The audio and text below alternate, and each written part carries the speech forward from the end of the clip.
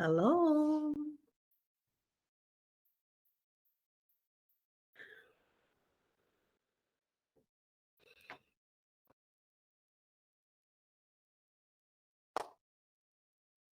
Hello, everybody that already connected. We'll be starting in 4 minutes to give a chance to everybody to get connected.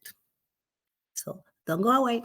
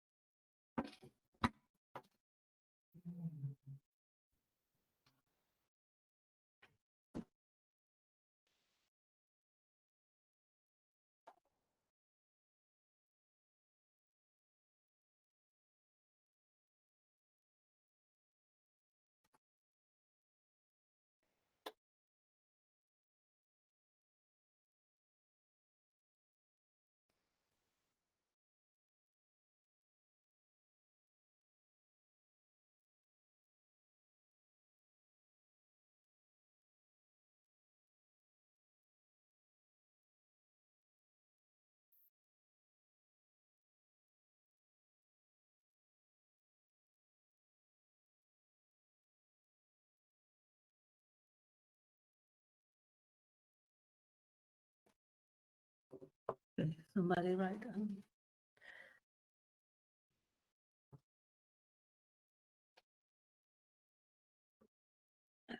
See the time.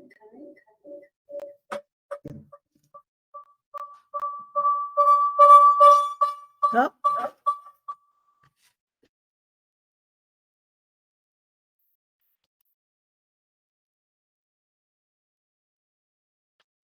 Hope everybody have a beautiful day today.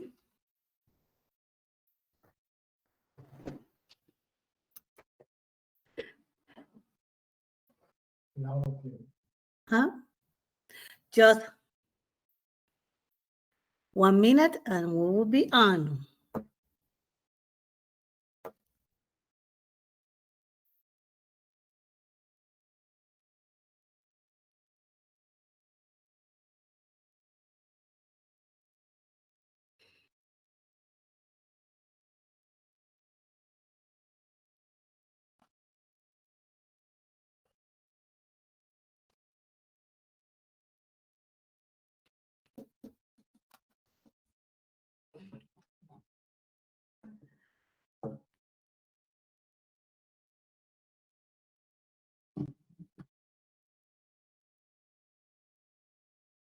Okay, 6:30. So welcome everybody to our tax seminar for 2022. I have a co-host tonight. That will be Denise, my marketing manager, and she will we'll have some time on this webinar for you to ask questions. So as you can see, you can raise the hand, just touch the little hand there when I say it's time for questions. Or you can put the question on the chat, and we're gonna at the middle of the webinar, we're going to have some time for questions, and at the end, we're going to have some time for questions. If for any reason I don't have time to answer your questions tonight, I will make sure that you get those answers. And if you ask me something that I don't know, I will make sure I find that for you. So thank you for joining me. Tonight, we're going to cover some of the new law for this is not moving. Are you not moving? Anyway, so some of the new changes for 2022. One of the main changes is that many things that we got from the COVID, we're not going to have it anymore. So we're going to talk about the new standard deductions for this 2022, some mileage rate changes, also the dependence deductions and credits. post-COVID. The new tax bracket, some retirement credit, and the half of our seminar will be about the self-employed, some business tips, as I promised before. I don't know why my PowerPoint is not moving. Oh, okay, now it's moving. So, okay. So let's start with the new 2022 standard deduction. This year. Digna, are you sharing your slides? Oh. You can't see them. Oh, I was sharing, okay. Okay, let's switch share screen. Sorry, I'm really good in taxes, but technology, now you can see it? There you go. Now we can see it. Okay. Thank you, Denise. So the new standard deductions, like singles is $12,950, married filing joint or qualified widower is $25,900, or head of households is $19,400. And just in case, single married filing separate is the same deduction. If you don't know what is a qualified widow, is a person that lose the spouse, but they still have a dependent. So for the first 2 years, they still have the same standard deduction. And the head of households is any person that has a dependent that provide the home for a dependent in their house. Even though they don't claim it in their taxes, they still claiming the head of household status. And for the head of household, that was an increase of $600. And for the rest, it will be $400 per person. And as you know, the itemized deduction is a deduction like a deduction that you can take, that you have the right to take, as long if it's higher than the standard deductions. So some people come and say, oh, but I want to claim my mortgage interest and my property taxes. If you select the standard deduction, you cannot take both. It's one or the other. So if you have a mortgage, interest, property taxes, medical expenses, and charity donation, if all of those numbers combined add more than the standard deduction, then you take it, because we want to take the higher one, so you pay less taxes. And on the standard deduction, is an additional $1,400 for the blind and elderly, and $1,750 for the head of household if one or both is blind or elderly. This year also, the standard is, you take the standard deduction, you can still take $300 or $600 for marriage filing joint for charitable contribution. That means if you take the standard deduction, you can also take this amount as a deduction, but that's the limit. $300 for one person for single married filing separate, or $600 for married filing joint. And on the mileage, if you itemize, you can take some mileage for charity. When you volunteer to do charity, that would be 14 cents a mile. For medical mileage, increase this year of 18 cents. And also that only if we itemize. Because of these high standard deductions, lately, not many people can do itemize. And as always, in my website, taxpreparationorlando.com, you can find what to gather. It's a tax preparation checklist for individuals and for business. So check out our website. I'm going to show that later too. So this year, one of the changes that probably will impact some of people's refund, it would be the changes on dependent deductions and credit. Earned income credit, as always, is go by income and by how many children you can claim. And as you can see on the table, for if you don't have any children, you can still claim earned income credit, but the maximum this year is 560. Last year they increased it because of the pandemic, but now it went back to 560. The minimum age to get the earned income credit went back to 25. Last year they did 19, but this year went back to 25. And an eligible student is up to 23 years old. The maximum age, 65 years old. So because of the pandemic, they took that limit. Everybody could get the earned income credit, but now it went back. It was reverted to the 65 years old. And even if you get the earned income credit, there's a limit on the amount that you can have on investment income. That would be the $10,300. Used to be $3,000 before, so it's really good that it's $10,300.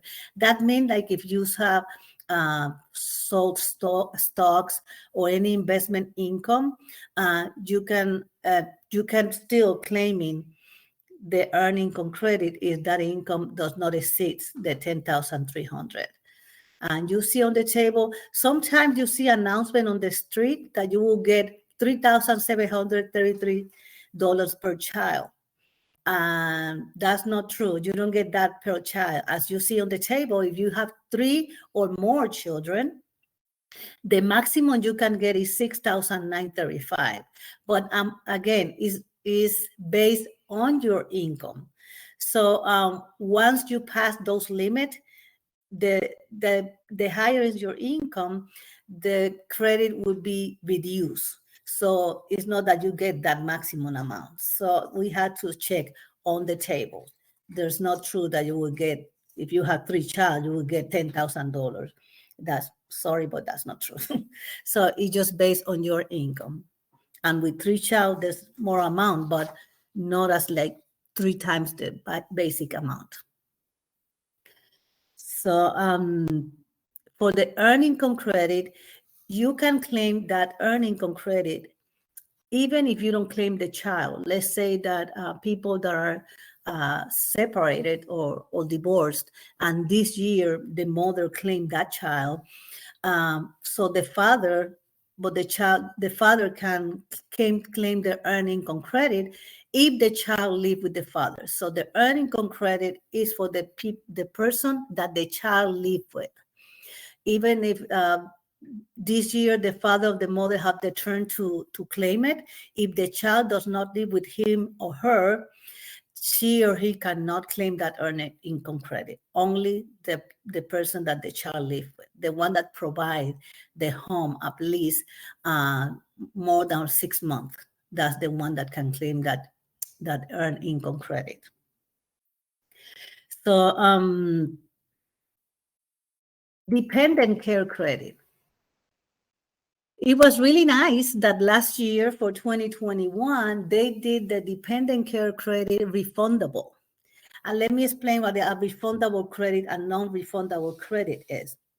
A refundable credit is a credit, the credit that the government gives, credit is to reduce, to apply against your liability, your tax liability.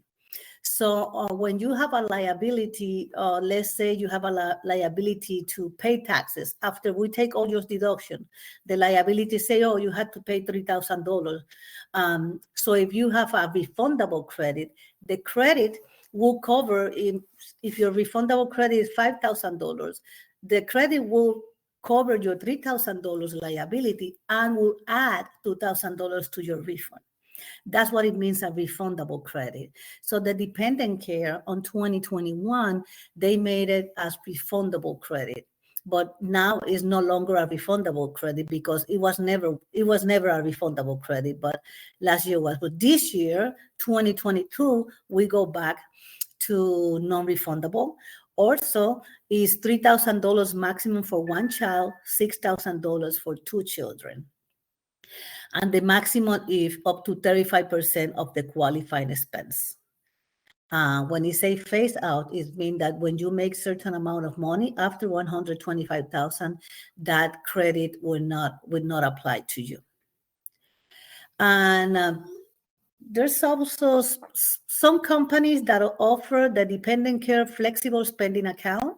That means that you can put your employer can deduct, or you can contribute some money for the dependent care, which is pre-tax. You don't pay taxes on that money. So this year you can contribute up to $5,000. But if you spend $6,000, that means the credit will be for the difference for 1,000 because 5,000 is already deducted from your paycheck as a pre-tax. Anything that you contribute that is pre-tax, you cannot deduct it again on your taxes because you didn't pay taxes on that money. And just to make sure, remember to a dependent, to be a dependent, it has to qualify. There's some rules that you need to qualify. One is the relationship. When you claim dependence, it has to be your son, your daughter, brother or sister. It has to have a relationship to you. The stepdaughter or stepson, that's a relationship. So you cannot take the neighbor's kid and claim it in your taxes because it's not related to you. And also the dependent care credit is up to 13 years old. So children after 13 years does not qualify for this credit. Other rule is that dependent has to live in U.S.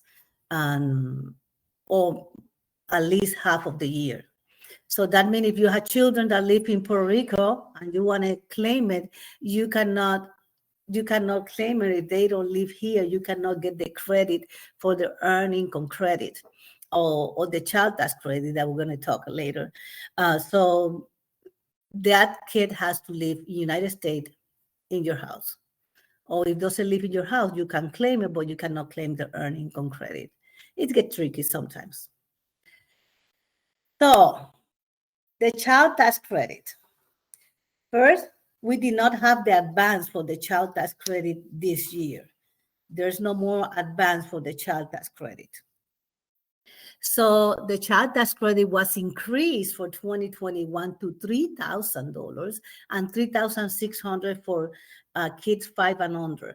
Well, no more. We go back to what it was before. Now it's $2,000 per child up to 16 years old.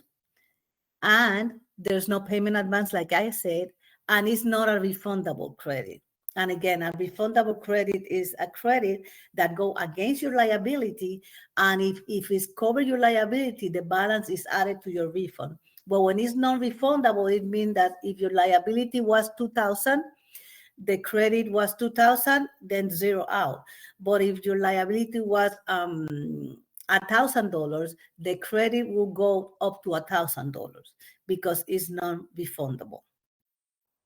So child tax credit, it went back to the 2000. Also, the other dependents, the children that you have over 16 years old, the credit is only $500. So $2,000 is from 0 to 16 years old.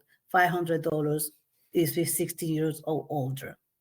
And it doesn't matter the age of the dependent for the $500.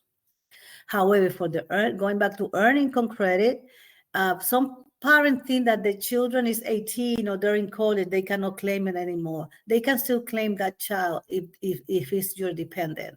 But for the earned income credit, it has to be in school up to 23 years. So if the child is not at school, it's still your dependent, but you cannot take the earned income credit. So on the child tax credit, we're still in questions for the advance. Remember on the 21, there were so many questions about people that are separated and they alternate years to take that dependent. Was one of the parents got the advance and the other not.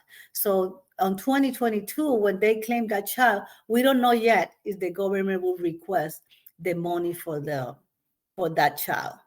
So, but until now, it is okay. So if they don't claim it, then it will be okay for the parent that got that child, that advance, but did not claim the child that year.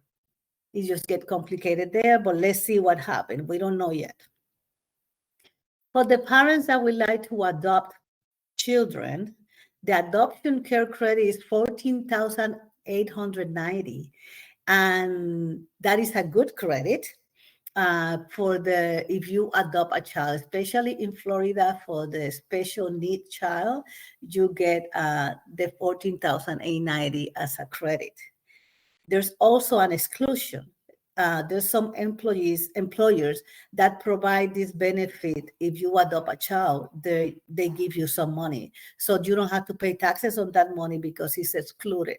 And the maximum is the same as the credit, $14,890. So, and that was an increase from last year for $450 for the adoption credit. Okay. And remember, you can get the tax preparation checklist in our website. So to get ready, what to gather. That guy will give you ideas what you can deduct in your taxes. And there is the tax rates, the new tax brackets for this year. As you can see, mostly will be on the 12% based on your taxable income. And just in case, AGI mean adjusted gross income. When you have your income, there's some deductions, and when it's adjusted already, after your deduction, that's your taxable income. That's where the taxes are calculated. So, and every year your tax bracket can change just depending on how much your adjusted gross income become. Okay, so other factors for 2022. So residential energy credit increased to 30% of cost, extended to 2035, and is a non-refundable credit. And let me talk about this residential energy credit. Many of you call and ask about the solar panels. The solar panels, some people giving you the wrong information. They say that the government will give you $14,000 or $10,000. That is not true. It is a credit. So it's 30% of that cost of, let's say you pay $50,000 for those solar panels. So that means it's $15,000 that you could have as a credit. But this credit is to pay your taxes liability. So if in your taxes, we calculate that the tax that you had to pay is $5,000, that means the credit would be $5,000. The good thing is that it's rollover. So if you don't use it this year, you can roll it over off to 2035. So that's a lot of years. So you can roll over and use it in another year.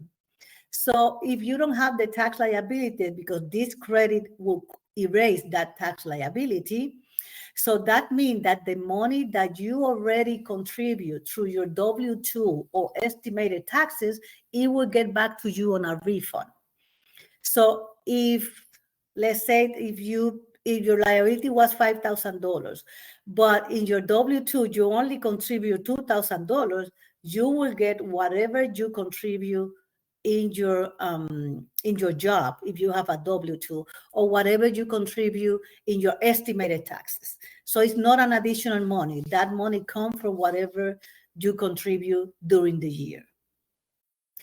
And if you have more questions about this, you can email me and I can explain it better based on your case, because I have many calls about these solar panels. So it's just for you to be aware. Now, some people have a high tax liability and they contribute a lot, so they will get their money back. So probably for them it's convenience, but just for you to be aware how this works. Non-refundable credit. Recovery rebate credit. So if you didn't get your stimulus check for 2020 or 2021, you can still file the taxes to get it, but in 2 days that will expire. But make sure it's supposed to be in your taxes. So I suppose everybody at this point, most of everybody did your taxes for 2021. On your taxes, you should request that recovery rebate credit. But let's say you didn't do taxes for 2021 and you never claim that credit, you never get it, you can still claim it. So we have only 2 days to claim that credit, that is stimulus payment. On another thing, the IRA contributions that you can deduct up to $6,000 or $7,000 if we are over 50,000 years old, and that's depend on our income if we can take that deduction. But when we contribute for the IRA, or we have a deduction, a 401k program in our job, we are entitled to get the Savers Retirement Credit. That means that you can take up to 50, they will give you up to 50% of whatever you contribute, but the maximum is $1,000 per person. So if you contribute 10,000, you get $1,000 credit, which is really good. Of course, again, it's limited on our income. So like I said there, you cannot exceed the 68,000 adjusted gross income.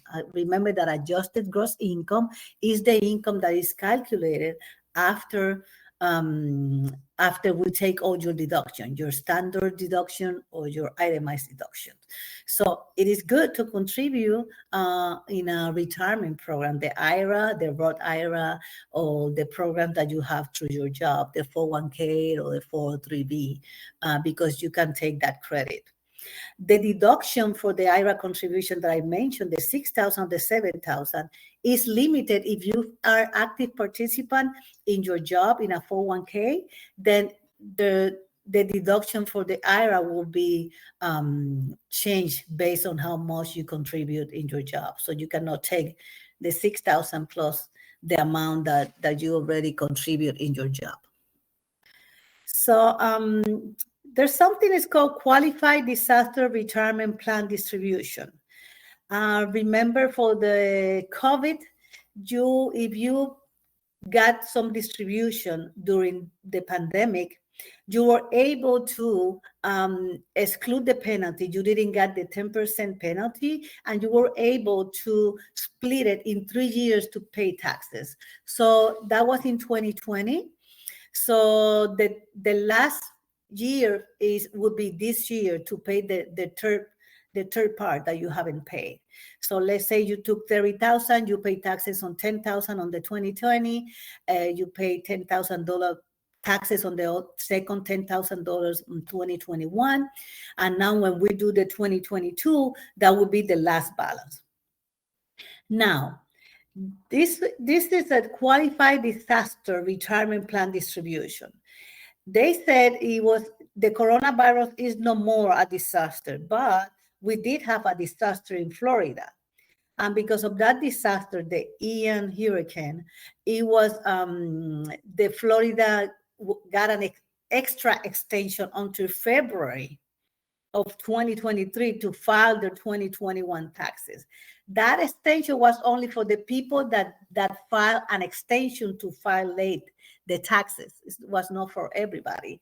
But if you haven't done it, please don't wait until February, because in February we're really busy to do taxes. So now we are expecting that we can get the same treatment for the Ian, that if we get if you have a need and you need to withdraw money from your retirement plan because it's related to the hurricane, we expect to have the same treatment. This is not official yet because we haven't get that final report from the IRS. But we did have that disaster, and of course, we're sorry for the affected people during this hurricane, but that would be something that would be helpful, and we expect to have that since we have that sadly hurricane hitting us. Again, don't forget that in our website you can get that list so you can get ready. And now let me see how we're doing on time. So we have some time for questions. Denise, does anybody have questions? No, I don't see any questions yet. No questions. Everyone, yeah, if you have a question, you can put it in the Q&A box or you can raise your hand.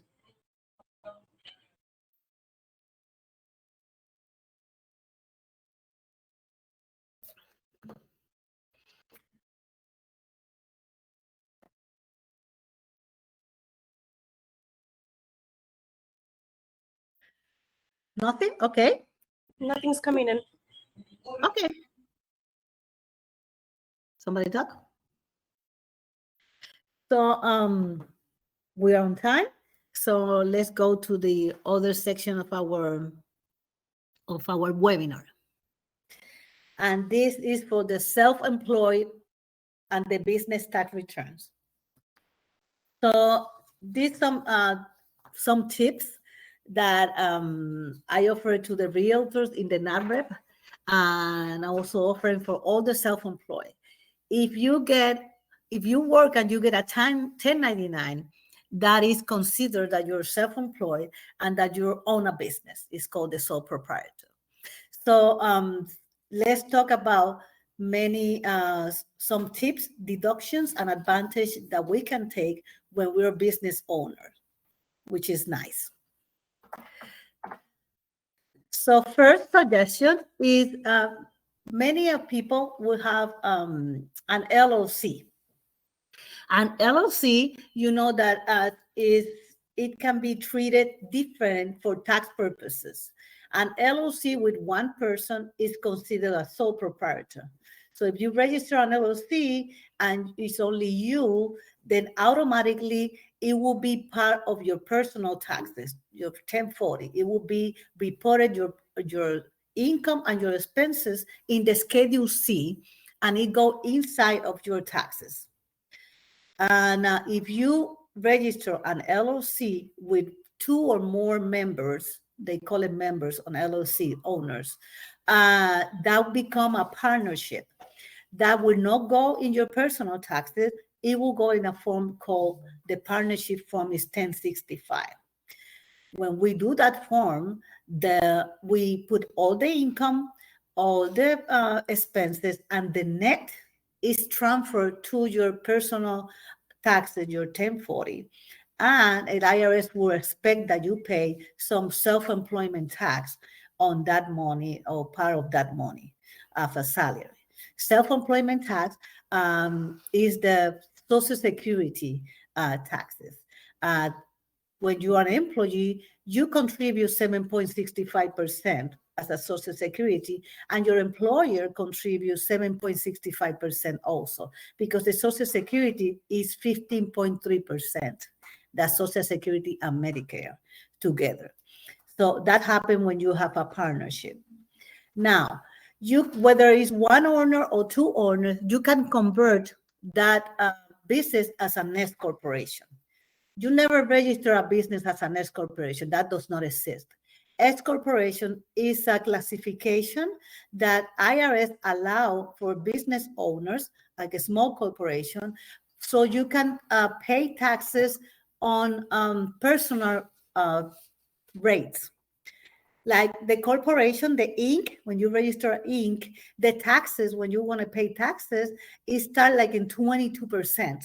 So when you have an S corporation, you have the advantage that you transfer the amount, you have to transfer your net income to your personal taxes, but your personal taxes start in 10%, 12%, 15%. So it's a lot less money when you have an S corporation.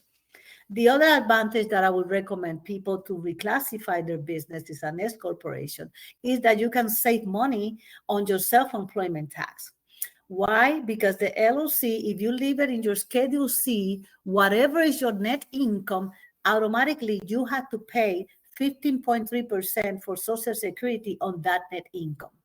With the S corporation, you can assign a portion as a salary. So let's say your net income is, after you take all your deductions, is you made $30,000 net. If that would be in your 1040 on the Schedule C, you had to pay 15.3% of that 30,000. When you have an S corporation, even though you pay for a tax preparation separate because it's another return, you can assign yourself like 15,000 for salary, so you pay the 15.3% on the 15,000 and not on the 30,000. You, of course, you pay income tax in the whole amount, but the difference is that you don't have to pay self-employment tax on the whole net income that you have. So that would be one recommendation that you can do if you have the LLC. And another important thing is the health insurance and the retirement accounts. So the health insurance, the self-employed insurance is a deduction when you buy the health insurance. Also, the retirement account. So your company can contribute for your retirement account, and you can deduct that as a benefit to you. Also, you have a benefit on the taxes too, because there's deductions and there's credit, like I explained before, your IRA contribution and your savers credit, you can also apply. So it works different, but you can take advantage, which cover yourself with the health insurance and the retirement account, and it will be deductible either on your business and in personal. So take advantage and it contribute to your retirement account. Don't think that Social Security would be enough. Retirement accounts are important. So the business use of your home. If you have a business and you work from home, you can take the space that you use, like an office. For example, if you use an office in your home, you can deduct a portion of the expenses in your house. There's two methods to deduct this. One is the simplified option. That IRS assigned is $5 per square feet. So if you have a room that is 10 by 10, that is 100 square feet, so it will assign just $5 per square feet. But the other method, which is a little bit more complicated, but it gives you more deduction, a higher deduction, is when we take the square feet of your home versus the square feet of your office, and that will give us a percentage of what you use. That percentage, so let's say 5%, you can take off the expenses in your house, such as the property taxes, the interest, the home insurance, the association, any maintenance in the house, any improvement of the house, any regular maintenance, like cutting the grass, all of the expenses that you have, your utilities, it is applied that percentage that is calculated based on your square feet. So, and that would be Form 8829. So we can take, if you bring your numbers, we can take that deduction if you work from home. Another thing is people work from home and they use a portion of the house as a storage because they bring product. That portion of the house is also deductible. You can take that deductible as a percentage of the expenses in your house. So don't forget that if you bring your information about your house and your utilities and everything you spend in your house, we can take that deduction from your taxes. So business-related meals. We have, before were entitled to 50%, and they left it the same for 2022. So we can elect to deduct 100% as long as we meet the criteria. And that criteria is that if we go to a place to share a coffee and we talk about business, so we can deduct that expense as 100% for the food. Also, it is important that you keep that receipt and you write on that receipt meeting with Digna for taxes, and just keep it for you because IRS could request this information from you. It is important that you put the name of the person that you meet and the reason. So that's the criteria. Another recommendation for business is benefit financially from education. So there's a deduction, it's called continuing education. So any workshop, webinars, conference, or anything that you had to invest for education, that is completely deductible. Another thing is sometimes we would like to get a degree, and that will help us in our business. Then you can deduct all those expenses for education, I'm sorry. And in addition to that, there's some credit. As you know, there's American Opportunity Credit, the Lifetime Learning Credit, so credit that you can take when you go back to school, when you go back to college. There's some limitations there, but you can always take that advantage. So I would suggest that you invest in education, because we learn more and we can give better services. And sometimes we keep postponing the stuff that we want to do. So it's important that we know that it's benefit to us. Whether we have a business or not, education is always good for us. So on this business, invest on marketing. So you know that the IRS have a limit. If you want to give gift to your clients, it's $25 per gift. It's not like you can give, I'm going to give $200 gift to one person. It's $25 per person. However, when we invest in marketing, if you make pens or cup and you put your business logo or your business name, that is fully deductible. So when you use that as a promotion, it's fully deductible. Everything that you put in marketing is fully deductible, and it helps you grow your business. So I would suggest that you invest on marketing. I did it, and I have my best marketing manager, Denise, that is with us today, and she's the best. So I would recommend that she will help you with the website, with the promotion, with the Google reviews. You know, now when we provide businesses, if you're not in Google review, everybody now want to know, this is a 5-star or no 5-star. So it is great to have somebody to help you with that. Another deductions that you should know: licenses, dues, and fees, all the license that you get of the permit, or any dues and subscriptions, because you need subscription to learn more about your business, and any fees that you pay, like the realtors pay the MLS, and they pay the keys fees and other fees that they have. It is important that you can keep tracking of those expenses so you don't lose it. Services fee, sometimes people, when I add, they don't even think about the bank charges. The bank sometimes charge $10 a month, $15 a month, and we have to watch for those charges in our bank statements. Also, when we pay interest on credit cards, so when we use a credit card for business, those interests are also deductible. Besides the merchant fees, if you use credit card, all of those fees are deductible. Everything that is related to your business are deductible. Sometimes if we don't get the right track for our expenses, we can miss on those. So when they come to my office to do the taxes and they're not ready, they can miss on those little things that when you add up, it's a lot what we spend. So now, excuse me, the business travel expenses. So let's talk about the auto expenses that sometimes is confusing for some people. Direct expenses versus mileage expenses.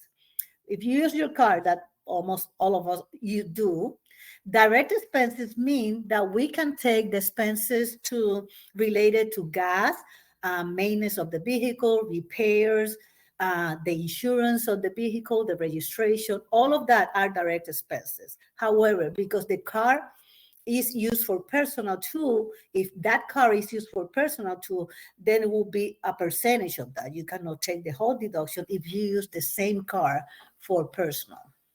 Now, mileage deduction is a better deduction, and this year they increased it to 58.5 cents. They reduced it last year, but this year they went back and increased it to 58 cents. That means for any mileage that you run on your vehicle for business purposes, you can deduct it at a rate of 58.5 cents.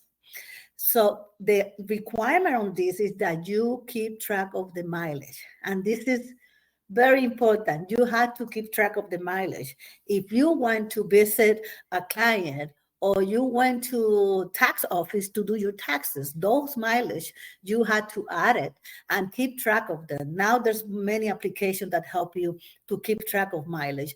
But besides the application, you have to have that in writing. And not to bring it to me to do the taxes, is for you to keep that record, because this is an expense that IRS would like to see reports, and we had to write it. So it is important to keep that mileage. Whether you take direct expenses or mileage deductions, you always can take the tolls and the parking and tolls. You can always take it, whether you take direct expenses or mileage deduction. And the other is on business travel. So if you travel because you went to a conference or because you went to a training or you went to expand your business on another place, and you can deduct your hotel, your car rental, the gas in that case, and your meals during that travel. But you have to keep track of that and also write down what is the event or what is the client that you met, of the purpose of that travel. So always keep good record of that. Remember, or maybe you heard that IRS is employ already over 4,000 auditors to get money back because they spend too much money. So so we had just to make sure that we keep our records straight, that we keep the mileage and we keep all of our receipts. And when you can do a report, or you can get help with that to do a report. You keep the receipt for you, but you just bring the number. We just need the numbers to prepare your taxes. As you know, you can deduct any office supplies, any software that you buy, any devices or equipment. And there's something called the depreciation expense. So when you buy an equipment and something that you're going to use for your business, you can take depreciation expense. What it means is that the cost of that device, a computer or even a car, any equipment that you use for your business, you can take the deduction. You can split it. Let's say that an equipment is normally depreciated over 5 years. So the cost of that is split over 5 years, because sometimes you don't want to take the whole deduction at once because you need those deductions in the future years. You don't want to show take all those expenses and show a loss, because a loss is not convenience in taxes. It's really not good. We can take it if we have it, but we can take the depreciation advantage that we can split that in years. So we get that deduction better applied. So, and we can work on that when you come to do your taxes and you have a list of all those equipment or devices that you bought. We can calculate if it's convenience to take. We can take one-time deduction as a depreciation because of the law that allowed us to do that as a business owner. But sometimes it's better to split it. And the last but not least is get organized. Invest on electronic bookkeeping program and services. You hear about QuickBooks or other programs there that you can invest on that. Also, we're going in Dreamline Accounting, we'll be offering the bookkeeping services. We are offering bookkeeping services if you're interested of that. It is worth it because a business that is not organized, you cannot see the production of that business, how your business is doing. You're not going to be aware if you don't get organized. And again, go to tax preparation checklist in our website so you can get a list how to prepare that business and personal taxes, what to bring and how to get prepared. And so we'll move again. Yes, we move. We have a new office is in the Guy Consultants business on East South Street. It's not too far from the previous office for the people that are already our clients for years. So it is not too far. It's easy to get there. So there you see our new building and the address. But this year we are expanding our business, and we're going to have Evelyn. She will be answering the phone and give you instruction and help you and make the appointments. We still have Tita with us. She's an excellent doing taxes. But this year we're also going to have Valerie that will help you in the area of Orlando. And now, as you know, as I move to Tampa area, I'm going to have Carmen, and probably she's listening to helping with doing taxes too. So we had 2 more tax preparers in our business to serve you better.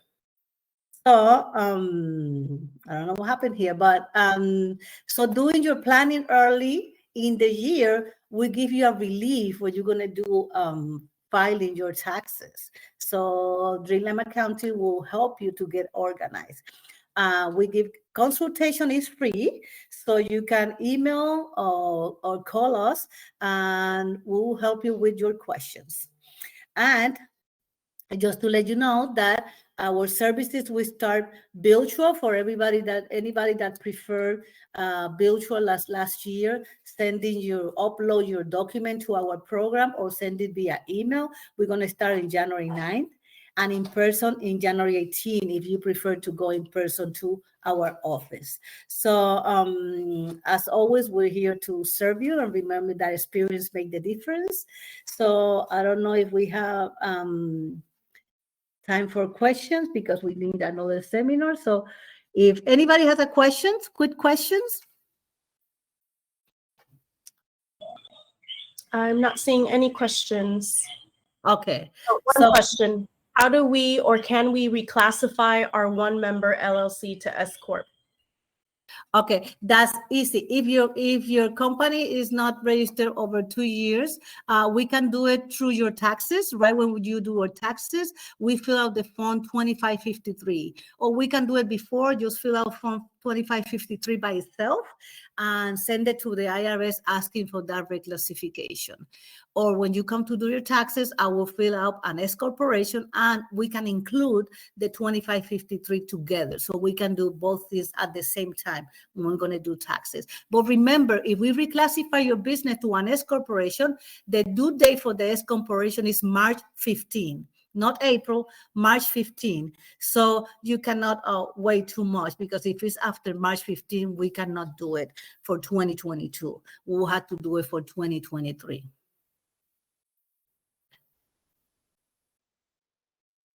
You got it? Answers.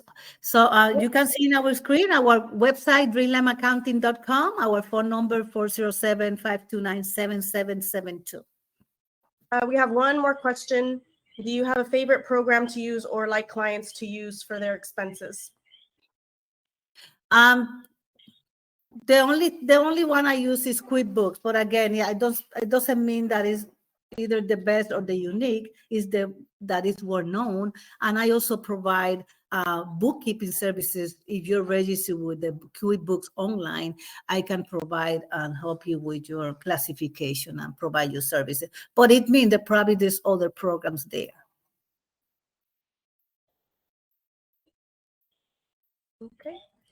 Okay. So, well, thank you for attending the seminar. If you have any other questions, you can email me at dmtaxes@gmail.com, or just give me a call. And as soon as I have time this week, I will be happy to call you, or we can set up an appointment to help you get ready for next year. Take care and good night. Good night. You can just click exit, Digna. Okay. Exit.